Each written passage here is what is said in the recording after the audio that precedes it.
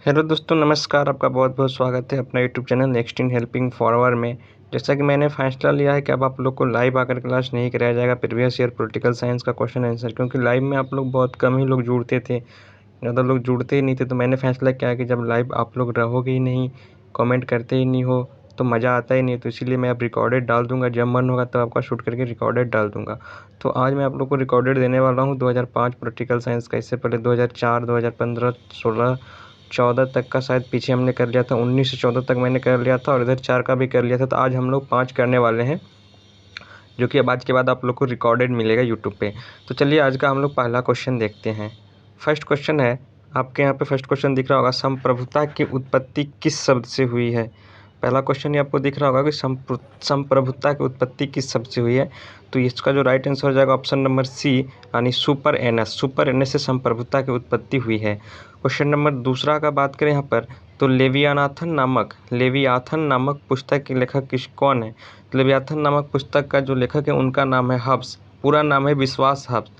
इस लेखक का पूरा नाम है विश्वास हब्स। ऑप्शन नंबर ए देख सकते हैं कि प्राकृतिक दर्शन के केंद्रीय सिद्धांत से उपजा है कि मनुष्य अपने मूल स्वार्थी के प्राणी है। उस पुस्तक में ये लिखा गया है कि मनुष्य अपने मूल स्वार्थी का प्राणी है। क्वेश्चन नंबर अगर हम 3 का बात करें, तो साम्यवादी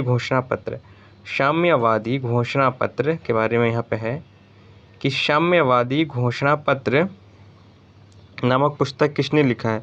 तो आपको बता दें कि एक महान ऐतिहासिक दस्तावेज वैज्ञानिक कम्युनिज्म के सिद्धांत के प्रवर्तक कार्ल मार्क्स ने और फ्रेडरिक एंग्लो ने तैयार किया था। कार्ल मार्क्स और फ्रेडरिक एंग्लो ने तैयार किया था, लेकिन सभी लोग कार्ल मार्क्स को ही ज़्यादा जानते हैं। अब ये जो तैयार किया गया था, ये किया गया था 21 फरवरी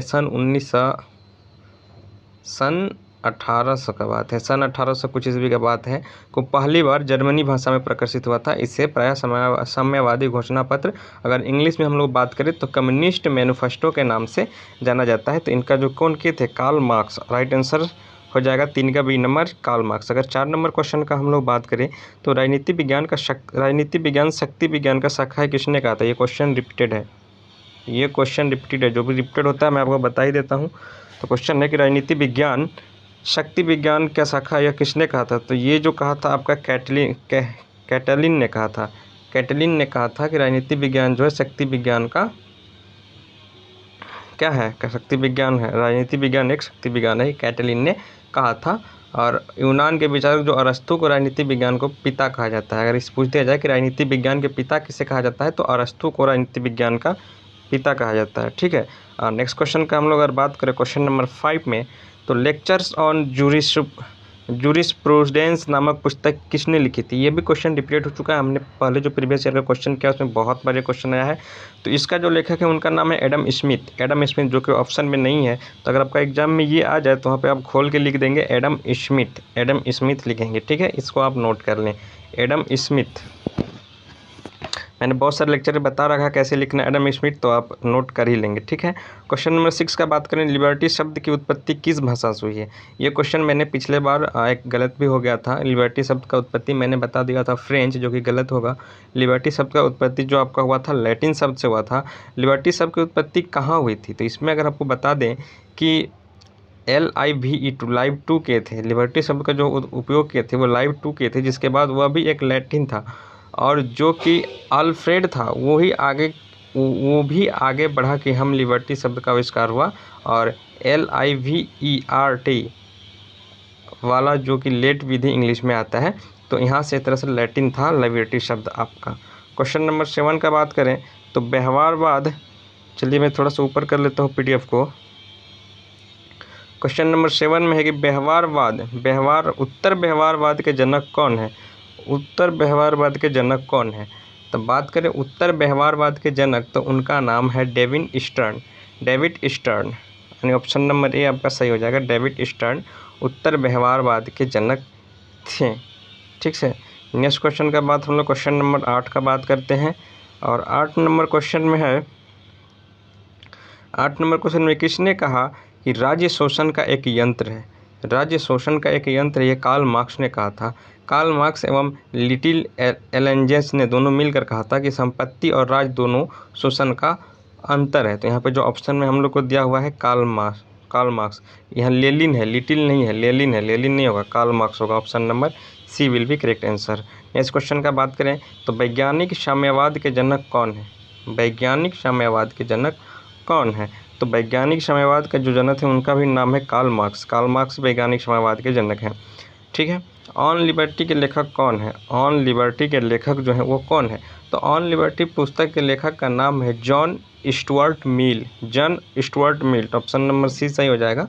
और इन्होंने जो लिखा था वर्ष 1859 ईस्वी में 1859 में ऑन लिबर्टी पुस्तक प्रकाशित किया गया था। और 1854 में जॉन स्टुअर्ट मिल की इस लिबर्टी को पहली बार एक लघु निबंध के रूप में लिखने का कल्पना की गई थी। Right answer option number C हो जाएगा। ठीक है। अब हम लोग बात करते हैं, ये तो हो गया पेपर 1 का। अब हम लोग इसी में बात करेंगे पेपर 2 का। 2005 में पूछे गए पेपर 2 का। TMBU भागलपुर यूनिवर्सिटी पेपर 2 हम लोग के पास आ गया। इससे पहले जो हम लोग पढ़ रहे थे वो पेपर 1 था। ठीक है।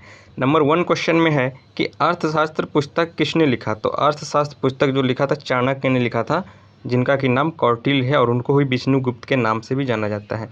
तो वह पुस्तक चाणक्य ने लिखा था। आगे, मंडल सिद्धांत किसने दिया था? तो मंडल सिद्धांत को ही चाणक्य ने दिया था, इन्हीं को कौटिल्य के नाम से जाना जाता है। ये सब क्वेश्चन रिपीटेड है, सब क्वेश्चन रिपीट कर रहा है।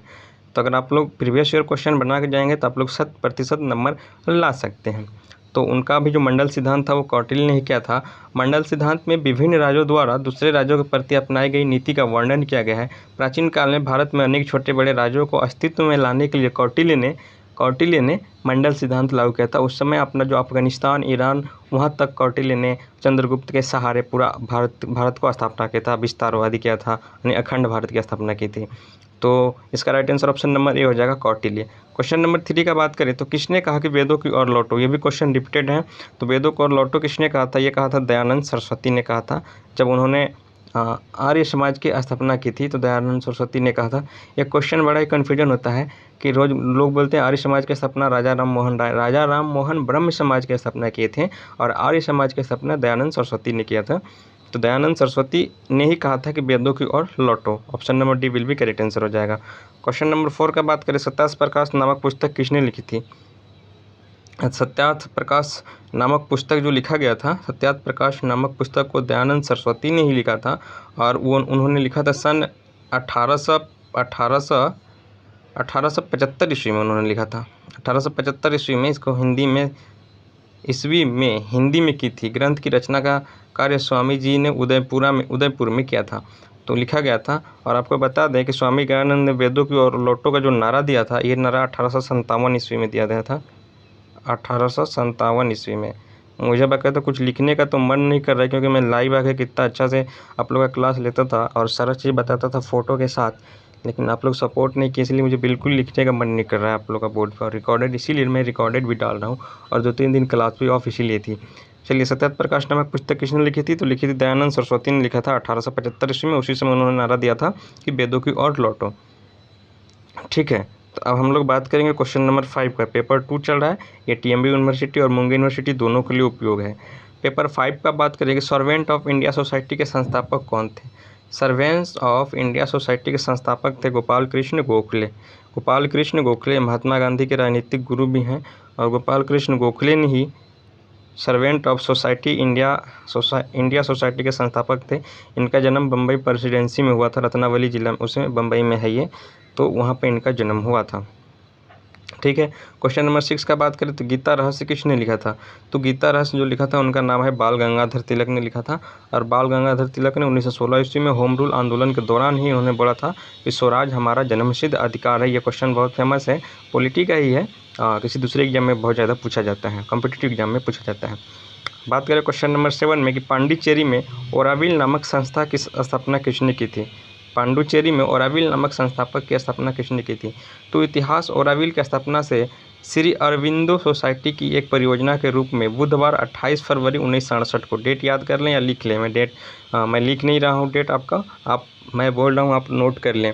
सोसाइटी यानी श्री अरविंदो सोसाइटी की एक परियोजना के रूप में बुधवार 28 फरवरी 1968 ईस्वी को, 28 फरवरी 1968 को माँ मीरा अल्फांसा द्वारा की गई श्री अरविंद घोष की बाबर की आध्यात्मिक सहयोग थी, जिनके मानना था कि मनुष्य एक प्रवर्ती जीव है, जिनका मानना था कि एक प्रवर्ती जीव है। तो इन्होंने किसके द्वारा की गई थी? तो अरविंद घोष और उनकी माँ के द्वारा।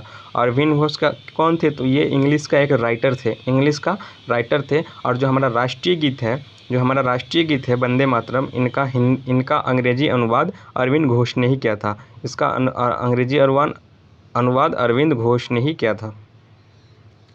ठीक है, नेक्स्ट क्वेश्चन नंबर पढ़ते हैं। क्वेश्चन नंबर 8 में है, किसने कहा था कि सत्य ही ईश्वर है? सत्य ही ईश्वर है, किसने कहा था कि सत्य ही ईश्वर है? तो महात्मा गांधी ने कहा था, लाखों करोड़ों गूंगों के हृदय में जो ईश्वर विराजमान है, मैं उसके सिवा अन्य किसी ईश्वर को नहीं मानता, उनकी सत्ता को नहीं जानता। मैं जानता हूँ कि मैं इन लाखों करोड़ों की सेवा द्वारा उन ईश्वर की पूजा करता हूँ जो सत्य है, अथवा उस सत्य की जो कि ईश्वर है। तो महात्मा गांधी ने यह बात कहा था कि सत्य ही ईश्वर है और हम उसी सत्य के मार्ग पर चलेंगे। और उस समय वो गूंगा का हृदय में, जो गूंगा समाज के लिए बहुत ही अग्रेसिव रहते थे वो। तो इसका जो राइट आंसर हो जाएगा ऑप्शन नंबर बी हो जाएगा, ऑप्शन नंबर बी हो जाएगा। नेक्स्ट क्वेश्चन नंबर 9 का बात करें तो क्वेश्चन नंबर 9 में है कि उग्र मानववाद के प्रतिपादक कौन थे? उग्र मानववाद के प्रतिपादक कौन थे? तो उग्र मानववाद के प्रतिपादक थे, उनका नाम था M.N. राय। M.N. राय जो हैं ये उग्र मानववाद के प्रतिपादक थे। उग्र मानववाद के प्रतिपादक M.N. राव थे। लास्ट क्वेश्चन नंबर 10 का हम लोग बात करें तो प्रारूप समिति के अध्यक्ष कौन था? प्रारूप समिति को इंग्लिश में बोलते हैं दोस्तों ड्राफ्टिंग कमेटी। ड्राफ्टिंग कमेटी के अध्यक्ष डॉक्टर भीमराव अम्बेडकर थे। और ड्राफ्टिंग कमेटी का जो स्थापना किया गया था 29 अगस्त 1947 में, यानी 29 अगस्त 1947 ईस्वी में ड्राफ्टिंग कमेटी का स्थापना की गई थी। डॉक्टर भीमराव अम्बेडकर को उसमें चेयरमैन बनाया गया था। उसमें सात सदस्य थे, जिनमें कि बाबा भीमराव अम्बेडकर को चेयरमैन बनाया गया था। इसमें था कि संविधान का अंदरूनी और बाहरी ढांचा को तैयार करना था और उसकी देख रेख में इस समिति को बनाया गया था। लगभग संविधान बन के जब रेडी हो गया था उसके बाद ड्राफ्टिंग कमेटी का गठन किया गया था। तो ये तो 2005 में पूछे गए तिलका मांझी एवं भागलपुर यूनिवर्सिटी एवं मुंगेर यूनिवर्सिटी में क्वेश्चन प्रीवियस ईयर, जिसका कि मैंने भी सॉल्यूशन करवा दिया। ठीक है, इसके बाद अब नेक्स्ट दिन हम लोग करेंगे 2006, 2007 ऐसे करते हुए चलेंगे। लेकिन अब हम लाइव आके आप लोगों को नहीं बताएंगे और नहीं चित्र देंगे। ना तो आप लोग वीडियो को सपोर्ट किए और ना तो लाइव वीडियो को आप लोग सपोर्ट किए, तो इसीलिए अब रिकॉर्डेड ही मिलेगा, तो आप लोग इसी तरह से देखें। चलिए मिलते हैं नेक्स्ट वीडियो में, तब तक के लिए जय हिंद, बाय बाय।